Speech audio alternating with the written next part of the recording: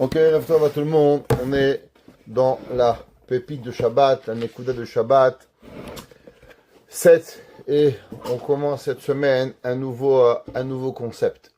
Vous savez que dans la vie, il y a deux choses. Il y a quelque chose qui dépend du temps. Il y a quelque chose qui ne dépend pas du temps. Il y a quelque chose qui dépend de l'espace. Et il y a quelque chose qui ne dépend pas de l'espace. Qu'est-ce que ça veut dire? Vous allez me dire, mais le rabbin est devenu fou, quoi. Tout dépend de l'espace. Tout a un début et a une fin. Pourtant, pas tout dépend de l'espace et pas tout dépend du temps. La première chose que tout le monde doit savoir, c'est votre neshama, votre corps, votre âme. Votre âme, elle n'a pas d'espace. Votre âme, elle est énorme. Pourquoi votre âme, elle est énorme? Parce que votre âme, on l'a dit souvent, votre âme, elle est une partie d'Akadosh Baruch Hu. Donc du fait qu'elle est une partie de Dieu, la neshama, elle est une partie d'Hachem, c'est Akadosh Baruch Hu, il est infini. Donc l'âme, elle est aussi une partie d'Akadosh Baruch Hu qui est infinie. Votre âme, elle a aucune limite. Elle est complètement illimitée. Votre âme, elle dépend pas du temps. Pourquoi? Parce que votre âme, elle a ni un an, ni un jour, ni 100 ans, ni 1000 ans. Une âme, elle vit à l'éternité. Donc l'âme, elle ne dépend pas de l'espace. Elle n'a pas de limite, de début et de fin. Elle n'a pas un temps. Quel âge elle a une âme? Vous savez, les Indiens, les Hindous, ils vous disent, il y a une nouvelle âme, une vieille âme. Qu'est-ce que ça veut dire, une nouvelle âme, une vieille âme? Akadosh Baruch Hu, il n'est pas jeune, il n'est pas vieux. Dire qu'une âme, elle peut être jeune, une âme, elle peut être vieille, ça veut dire que le temps, il affecterait la neshama. La neshama, elle est en dehors de tout espace et en dehors de tout temps. Par exemple, le Beth Amikdash. Le Beth Amikdash aussi, il était en dehors de l'espace. Pourquoi? Parce que l'espace, ça veut dire que ça prend une place. Vous prenez une chambre, elle rentre 100 personnes. Maintenant, dans le Beth Amikdash, c'est écrit, on rentrait à Rosh Hashanah, à Yom Kippour, des millions de juifs y rentraient. Comment ils rentraient? Omdim Tsefufim. Il y avait des millions de juifs qui rentraient dans un espace. Exemple, prenez le Mishkan, le tabernacle. Combien il mesurait le tabernacle de long? Il mesurait 100 coudées sur 50 coudées. Ça veut dire 50 mètres sur 25 mètres. C'est pas beaucoup. Combien il y avait de juifs qui rentraient dans le Mishkan? Il rentrait 6 millions de juifs dans 50 mètres sur 25 mètres. Expliquez-moi, comment vous rentrez 6 millions de juifs dans 100 amot sur 50 amot, 50 mètres sur 25 mètres? C'est impossible. Comment aller en Israël, prenez le Beth Amikdash et essayez de rentrer 3 millions de juifs avec des moutons, avec leurs animaux? C'est juste impossible. Le Beth Amikdash, il est ce qu'on appelle en dehors de l'espace. C'est pour ça que Akadosh Baruch Hu, comment il s'appelle Hachem? Hachem, il a plusieurs noms. Akadosh Baruch Hu, il a un nom qui s'appelle, par exemple, Yudke Vavke, Havaya. Qu'est-ce que ça veut dire le nom de Dieu Havaya? Le nom de Dieu Havaya, il veut dire était, et il sera. Akadosh Baruch Hu, par définition, il est intemporel. C'est pour ça que son nom, c'est Yudke Vavke. Aussi, Akadosh Baruch Hu, il a un autre nom qui s'appelle Makom, l'espace. Pourquoi? Parce que c'est pas Akadosh Baruch Hu qui vit dans l'espace, mais c'est Akadosh Baruch Hu qui crée l'espace. Le Zohar, pour expliquer un petit peu, il dit comme si que il y a le monde, l'univers, et au-dessous de l'univers, il y aura Akadosh Baruch Hu. C'est-à-dire Dieu, il englobe l'univers au complet. Pareil, il y a certaines choses qui n'ont pas de temps, qui sont intemporelles. Exemple, le Olam Haba. Le Olam Haba, combien de temps on va vivre dans le Olam Haba? Ben, il n'y a pas de temps. Il n'y a pas de limite. Ni un jour, ni 100 jours, ni 1 milliard de jours. Parce que tout ça, c'est un monde quand on vit à l'intérieur d'un espace. Mais à l'intérieur d'un temps. Mais le Olam Haba, il est au-dessus du temps. Alors, Akadosh Baruch Hu, le Olam Haba, il est intemporel. Il n'y a rien, le Olam Haba, il n'appartient pas à ce temps. C'est marqué dans les Sfarim qu'il y a aussi certaines choses qui n'appartiennent pas au temps. Et c'est quoi les choses qui n'appartiennent pas au temps? Principalement, ce sont 3 choses. La première, c'est le Shabbat. Le Shabbat, il n'appartient pas au temps. Et on va expliquer pourquoi. La deuxième chose, c'est Am Israël. Le peuple juif, il n'appartient pas au temps. Et la troisième chose, c'est la Tchouva avec la Torah. la tchouva, comme on va expliquer, le retour, et la Torah. Ces 4 choses, Shabbat, Am Israël, tchouva et Shabbat, les 4, on va les connecter, et on va essayer d'expliquer pourquoi chacun d'entre eux, il vit pas dans son temps, et il vit pas dans son moment. Avant qu'on continue plus loin, vous savez que c'est marqué dans le Midrash. Rabbi Shimon ben Yochai. Rabbi Shimon ben Yochai, il a dit, Amra Shabbat lifnei HaKadosh Baruch Hu. Shabbat, elle est venue chez Dieu et dit, regarde Dieu. Tu sais, dans la semaine, il y a un chiffre impair.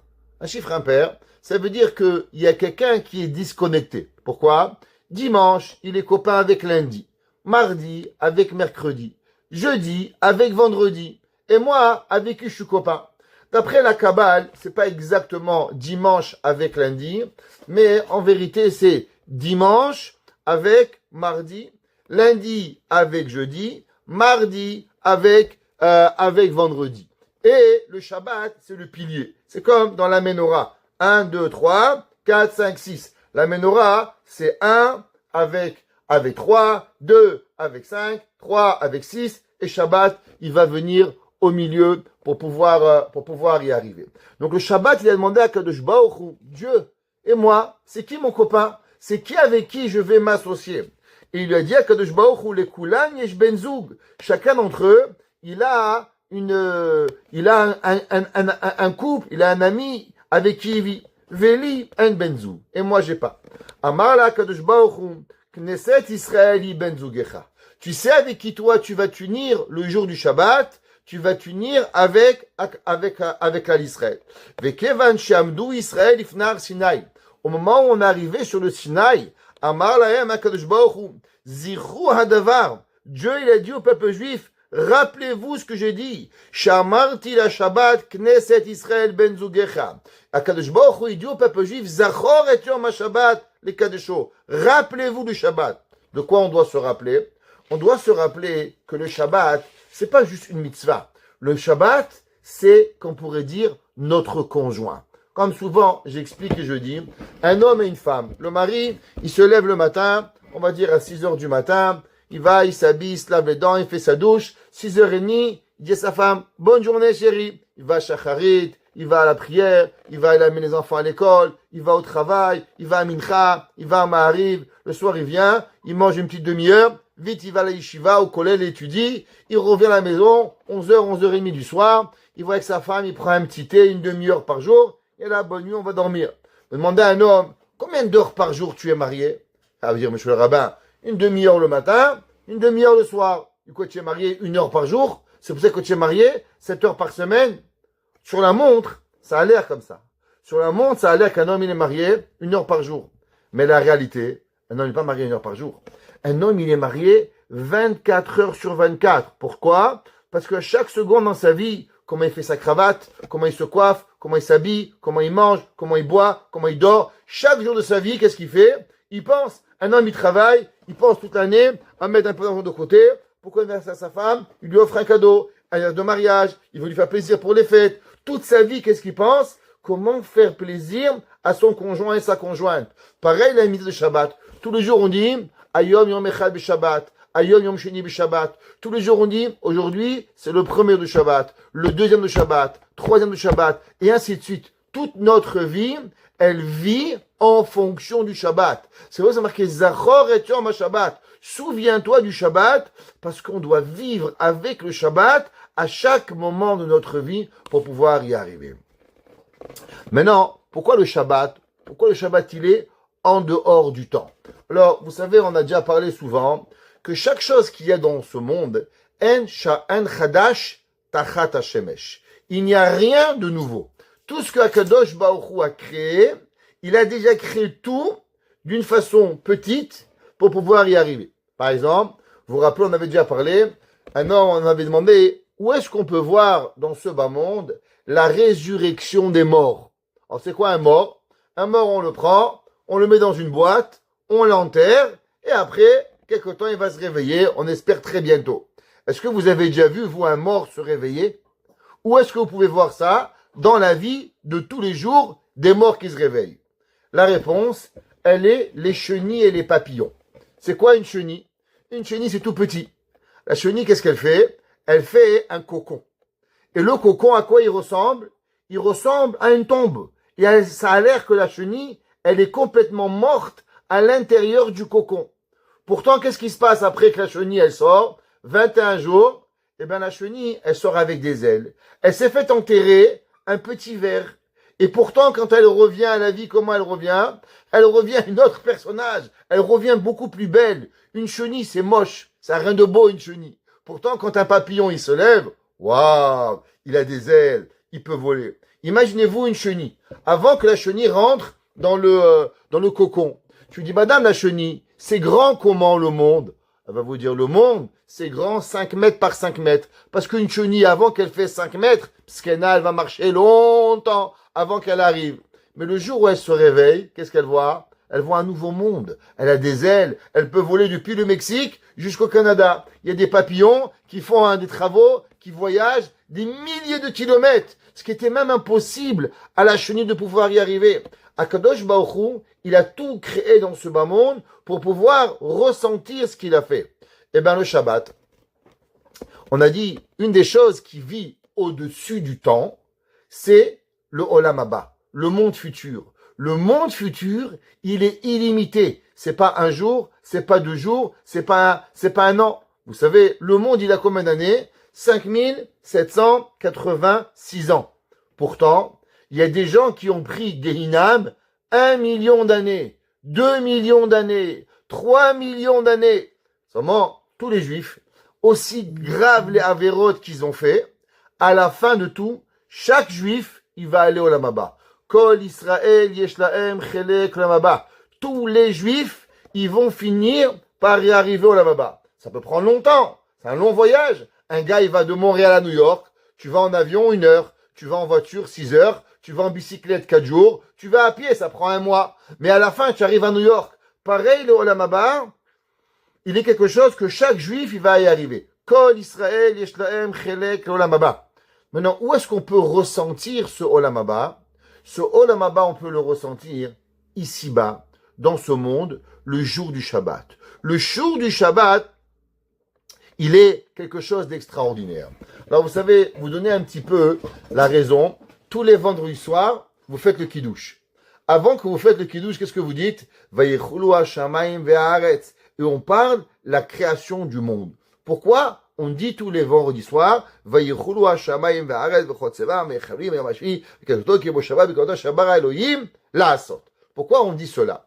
La Gemara a dit, Shekol haomer vayechulu ma'ale alav hakatuv kehilu shutaf la'kadosh baruch hu b'maaseh bereshit. La Gemara a dit que tout celui qui dit Vayechulu, il fait le kiddush le vendredi soir, c'est comme si qu'il a partagé et qui devient associé avec Akadosh Baruch Hu dans la création du monde. Incroyable. Comment c'est possible? Le monde, il est déjà existant. Et pourtant, quand vous dites le kiddush vendredi soir, vous devenez partenaire avec Akadosh Baruch Hu dans la création du monde. Comment vous pouvez devenir partenaire dans quelque chose qui est déjà fait? Exemple, si vous voulez ce livre. Ce livre, il est là. Moi, je l'ai déjà acheté. Vous l'avez jamais vu, ce livre. Hein? Maintenant, vous me dites, moi, rabbin, je suis partenaire avec ce livre. Je vais vous dire, madame, monsieur, j'aime bien, très bien, mais vous comprenez que ce livre, il est déjà là. Je l'ai déjà acheté. Vous pouvez refaire un autre livre. Mais vous pouvez pas être partenaire dans ce livre. Donc, comment c'est marqué? La Gemara a dit que tout celui qui fait le kiddush, qui dit Vayechulu hashamayim ve'haaretz, il devient partenaire dans la création du monde. Alors, pour comprendre ça, on va comprendre un Orach Chaim HaKadosh. Le Orach Chaim HaKadosh dans la Parashat Bereshit. Et il explique, il dit, qu'est-ce que ça veut dire la création du monde? Combien de temps Hachem, il a créé le monde? On a dit le monde, il a été créé déjà depuis 5786 ans. Maintenant, Akadosh Baruch Hu, il a créé le monde pour exister combien de temps? Il dit le Orach Chaim HaKadosh, Hachem, il a créé le monde seulement pour 6 jours. 6 jours. Chaque jour, Hachem, 1, 2, 3, 4, 5, 6.